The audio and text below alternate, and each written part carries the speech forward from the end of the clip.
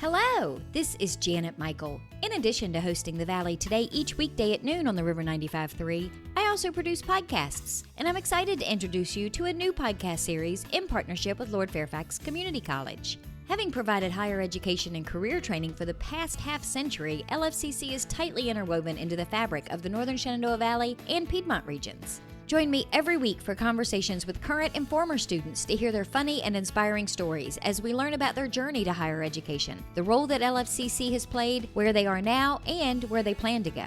We'll also talk to current and former professors about their experiences and best memories of LFCC over the past 50 years. Get every single episode as they're released on our website at theriver953.com under the podcast tab, or you can subscribe for free in Apple Podcast, Google Podcast, on Spotify, Amazon Music, wherever you listen to podcasts. Just search for LFCC Stories.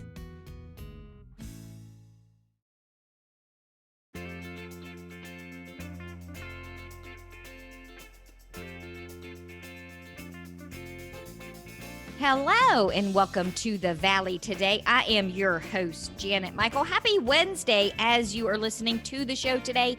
It is The Valley Business Today, and it is Luray Page County's turn at the mic for The Valley Business Today. Edie is on the Zoom screen with me from Luray Page Chamber of Commerce, along with her guest, Roseanne Smythe. She is with Friends of Green Hill Cemetery. And I got to tell you, Roseanne, I have been looking forward to this conversation for quite some time since Edie told me that you were going to be the guest, because I think cemeteries, especially old historic cemeteries, are fascinating. So I'm excited to have you tell me a little bit about Green Hill Cemetery. Well, thank you. I'm excited too. It's funny, not a lot of people get excited about cemeteries, but I always found them to be fascinating. I know with my grandchildren, when we go and visit places, we always go to the cemeteries and walk around and see what we can figure out about the local community. And I just think of cemeteries as like a library of history in your community, and therein lies so many stories. And so that, has sparked my interest in cemeteries over the years. So Green Hill Cemetery was established in the 1800s. So it really is a historical landmark of sorts. Right. It was established in 1877, and it was originally set up by a man who had been a mayor of Luray, in addition to also having a business as a stone cutter. So if you think about, well, isn't this a wonderful way to maximize your business, to get in the business of a cemetery? So he did purchase 2.5 acres and began this cemetery in 1877. And right at that time is when there's beginning, the town is growing, and many of the other graveyards were located around churches, and they were getting full. Many of the homes that were now in town used to be country, but they would bury people in their backyard. Well, suddenly your yard is getting full. There begins to be concerns about, diphtheria and water quality and all that. And so the idea is, all right, we're starting this new cemetery outside of town on the hill. And that's what Daniel Fagan did.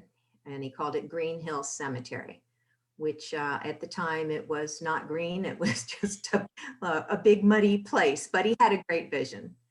And one of the things he did that I find fascinating, he set the cemetery up in what's called the Victorian garden style. And at that time, cemeteries were seen not just as a place to go and grieve, or think of scary ghosts and go in there and act crazy on Halloween.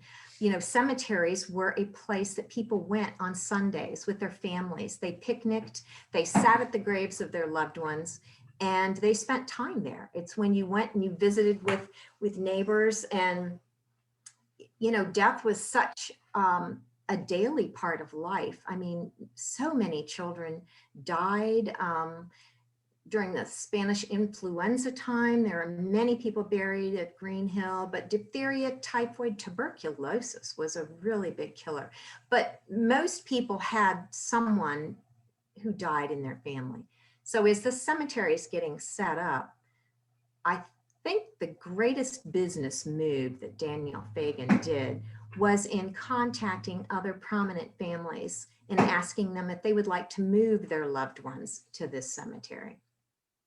One of the families he contacted was the Ruffner family, known as the founding family of Luray. And they agreed to move the Ruffners to the cemetery. And he said, if you have them moved, we'll give them the most prominent spot at the cemetery, the highest hill. So of course the family bought the tallest obelisk, and they have the largest monument there.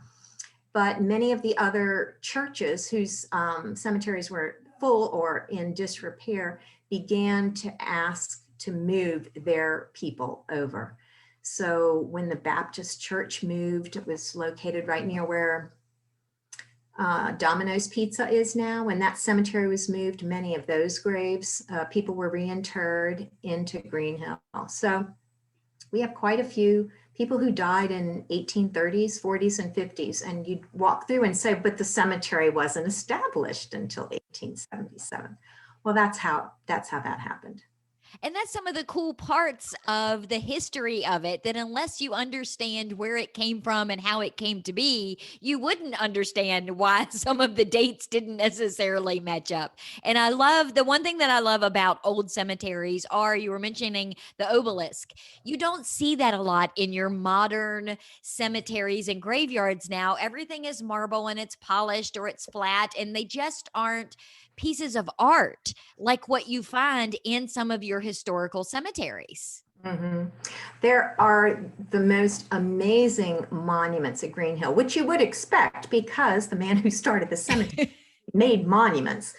And his business partner and nephew, George Haynes, was also a marble cutter. So there are just what I would call wonderful pieces of art in there. And, that's part of the the restoration efforts that we have been working on in the last 5 years. We've raised about $35,000 just for tombstone restoration. Over the years, there'd been some vandalism and then just tree branches, things falling, trees dying, that did a significant amount of damage to many of the stones. So we have repaired probably about 75% of the stones. If we had more money, we would do some more repairs. But the stones are so interesting. We had a cemetery stroll summer before last. We've done different strolls on Sundays that had different topics, and we had Tom Potts did a wonderful stroll through the cemetery talking about symbolism on the tombstones and what they meant. And it was absolutely intriguing. And people did in that day, they put a lot more thought. They were very much into symbols, and they put a lot more thought into their monuments. But looking, 150, 60, 200 years later, now why cemeteries only want the flat things that you can mow over, because the maintenance of these historic cemeteries is just incredible. Well, and I think now, when I mention modern cemeteries, we think of our local funeral homes and the cemetery places that are usually located close to them. And we understand that that's a business, that they're running a business. But like you said, he started this cemetery back in the day. How did it go from what it was then to you guys having to form Friends of Green Hill Cemetery and come in and kind of bring it back to life, which is kind of a weird pun, but still, I mean, is it not owned by anybody anymore? I mean, how does that work? Well, from what the research that I have done is, after Daniel Fagan passed away, his wife was still alive. Well, going back and researching in the old newspapers, it's not too many years before there starts to be complaints about the condition of the cemetery. It needs more mowing. There would be letters in the paper, please come and take care of your family's plots. After Mrs. Fagan died, her nephew went to the court and said, we give you this property. We can't manage it. We can't do this anymore. So the court appointed a group of trustees. I always find this interesting. Appointed the trustees, but there's no money. But they're told, your job is to take care of the cemetery. So I believe it was maybe 1898 when the trustees were set up. So over the decades and decades since then, there's been a revolving group of trustees who attempted to help take care of the cemetery. So that group of trustees still exists. I think right now we have 9 trustees on the cemetery board, but we also put together this little committee that has people that are not trustees, that are just volunteers that are interested in helping. And helping means help raise money. Helping means come and help scrub the tombstones so we can see them, come and help weed eat.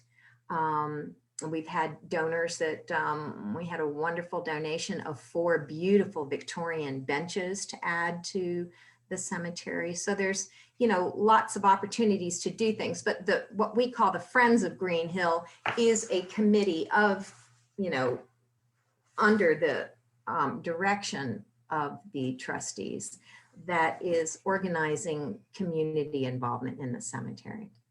Well, let's take a quick break. When we come back, can we talk a little bit more about how that committee got started? And maybe you can tell me how others that are listening can come out and help, what you need them to do, how people can make a donation. Can we talk about all of that in the next segment? Sure.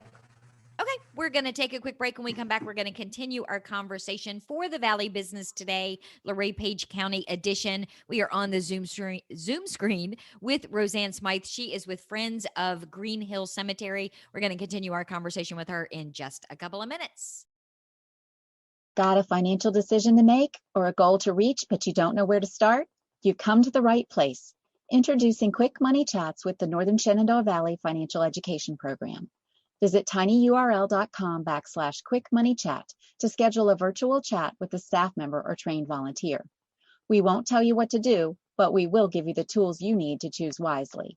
And because Virginia Cooperative Extension is part of Virginia Tech and Virginia State, your land-grant universities, you can be sure that our information is credible and trustworthy. And you'll know that we aren't trying to sell you something. Maybe you want to improve your credit score, or reduce your banking overdraft fees, or even figure out if you can afford to buy that car. Sorting through tons of information on the internet can be overwhelming, and sometimes it can be hard to know who to trust. Schedule a quick money chat and get the information you need to take action. Go to tinyurl.com/quickmoneychat and get financial education personalized for you.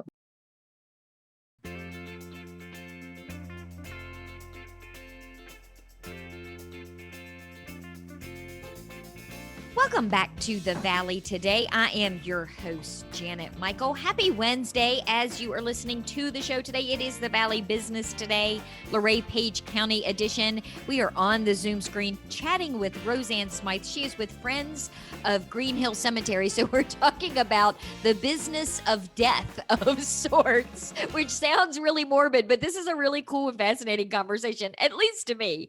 So Roseanne, we were talking in the first segment about the history of the cemetery and the fact that, it got started in the 1800s. And here you are in 2021, part of a committee that formed to really try and bring it back to its former glory and make sure that it's maintained and updated.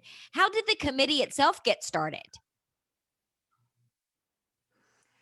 Well, I think interest waxes and wanes over the years, and there were a couple of local women that were just committed who had family members, great grandparents and grandparents who'd been buried in the cemetery, who started a real grassroots movement about let's do something, let's get people together. So they started out literally in there, cutting out invasive plants and getting volunteers to come in. Other people came in. Robert Moore was helping to catalog all the stones in the cemetery to get a list, a spreadsheet with names, starting out with just names that were on the tombstones. And so they were the real grassroots movement. And then they approached the trustees about,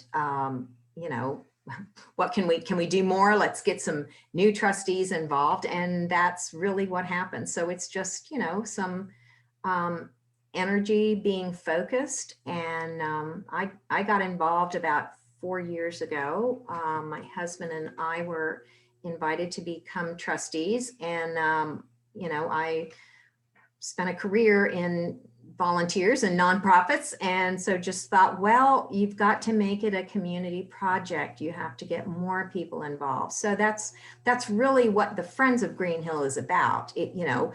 So people don't have the idea there's just this group of trustees and it's their responsibility.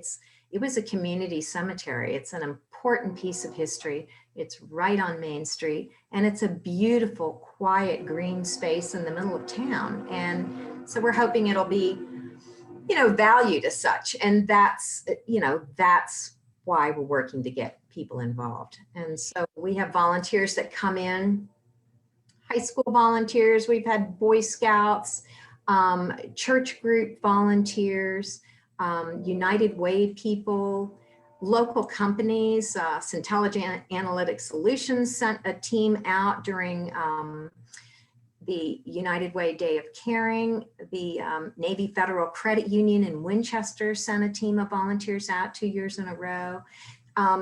People come and have the experience of coming in and scrubbing tombstones. And until it's something you've actually done, you don't realize how wonderful it is. We can spend a lot of our days doing things wondering, did we accomplish anything? But when you do something like scrub a tombstone and you can't read it in the beginning, and when you're done, you can, it's very rewarding. And it's a way to honor those that have gone before us and recognize the history.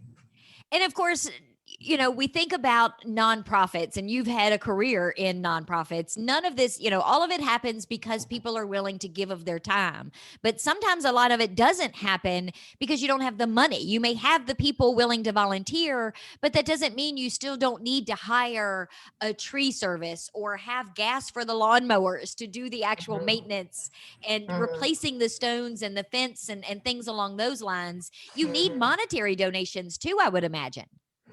Oh, absolutely. I mean, we have to pay to have the cemetery mowed. I mean, it's a contract job, and we spend somewhere around $12,000 a year to mow that cemetery. So that's money that we have to raise out in the private sector, and that's in addition to any repairs and things. Like I said, we've done $35,000 worth of stone repairs. We have some, additional repairs that need to happen. So yes, I always say it's wonderful. If people want to support a project, they can give one of the 3 T's: time, treasure, or talent. It's wonderful if people can give 3, but we'll take 1. So we have many people who have no connection to the cemetery at all who will donate money to support it because they think it's important. We have, some people that have a family connection or think they might have a family connection, and they come out to begin to learn and trace their family roots. And that's where the research part of our project, I think, is so exciting. And people being able to participate in that particular task of research, that could be somebody who is working from home or isn't going out because of COVID, or just is a history buff and is good at doing the genealogy stuff. That seems like an easy way to give of your time to get such a huge return on that investment. It is. We have one woman in particular, Stacy Montgomery, who has spent 3 years reading every single page news back from the 1860s to gather information about families that are buried there. And we're going to end up with actual physical books with pictures and stories, in addition to entering as much as we can online on the Find a Grave site that is there for the Green Hill Cemetery of Luray.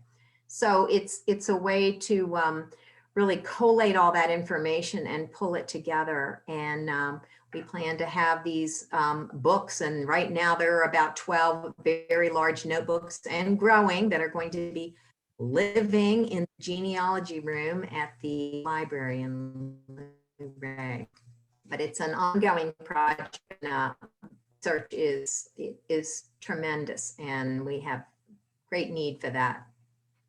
Well, and it seems weird, and we joked about this at the very beginning of the show. It seems weird to say that a cemetery is also a tourist attraction, but I've had conversations with other tourism directors up and down the Shenandoah Valley, and so many people plan a weekend or a getaway because they've been doing their genealogy searches, and they want to go to the place where their great great great grandfather was born or buried, and they've realized he was from this particular small town. And that's another reason why this cemetery needs to be brought back to its former glory, because you don't want somebody coming in to visit and finding it in not great shape. Exactly. I mean, the idea of history tourism is big, and cemeteries are wonderful places that many people do go and visit. I enjoy walking by. You'll see families walking through. They're not from here. Some of them are walking through because they're doing just what you talked about. They're doing family research. Others are walking through because, gee whiz, it looks like a park. Well, it does look like a park because it was set up to look like a park. Not your standard, more modern cemetery where everything's laid out in rows. So it is, it's a beautiful space, and I think it's an important piece of history. We have volunteers working on completing all the massive paperwork to have it registered on the National Registry of Historic Places. So that's one of our goals. We hope to complete that within a year. But that's a lot of work, and we could sure use volunteers for that as well. So where is the cemetery located? Can you give me the street address? It's 200 East Main Street. It's right across the street from St. Mark's Lutheran Church. And it's a 2.5 acre piece that has a stone wall around 3/4 of it, and open in the back. Well, that's another volunteer project. We'd love to put an iron fence to completely enclose it in the back area, but that's a project waiting for money as well. So if somebody is listening today, though, and they want to give one or all of the 3 T's, what is the best way for them to reach out to the Friends of Green Hills Cemetery Committee? Is it Facebook? Is it a phone call? Is it email? Is there a website? Where should they go first? Well, we don't have a website, but we do have a Facebook page. So they could go to the Facebook page and either send a private message, or we have brochures in the cemetery itself on the kiosk. And there is contact information, my contact information, my email address, and the phone number of the president of our trustees. So, I'm very happy for people to contact me personally or just send a note through the Facebook page. Fantastic. Well, Roseanne, thank you so much for kind of giving me a history lesson today. This has been a fun conversation. Well, thank you so much for caring. So, Edie, kudos to you. Another good radio show guest on the books. That's why they pay me the big bucks. Sure, that's what it is. So I was going to ask you if you got anything going on chamber-wise, because I know you have something going on. I just want to know if you remember what it is. Business seminar on the 11th. I say that, Roseanne, because it's a social media webinar that I'm hosting Right. for the Luray Page Chamber tomorrow between 2 and 3 p.m. So I just wanted Edie, I just wanted to make sure Edie remembered and was going to be there. She's on her game. I actually have that day off, but I'm working from home from 2 to 3, so I can be there. Oh, see, look, I feel so special and loved. Will you should. come and clean my gravestone? Because, I'm so much older than you. I'm sure I'm going to go first. Will you come and clean my headstone, Edie, after I go? Always. Only if it's orange, though. Of course it's going to be orange. At least have orange letters. We are going to wrap up our conversation for the Valley Business today We have been on the Zoom screen with Roseanne Smythe from the Friends of Green Hill Cemetery. Edie, of course, has been on the Zoom with us also from the Luray Page Chamber of Commerce. I will be back tomorrow. It is LFCC Day, so I'll be chatting with Guy Curtis and one of his fabulous guests. Meet me back here tomorrow, just a few minutes after noon.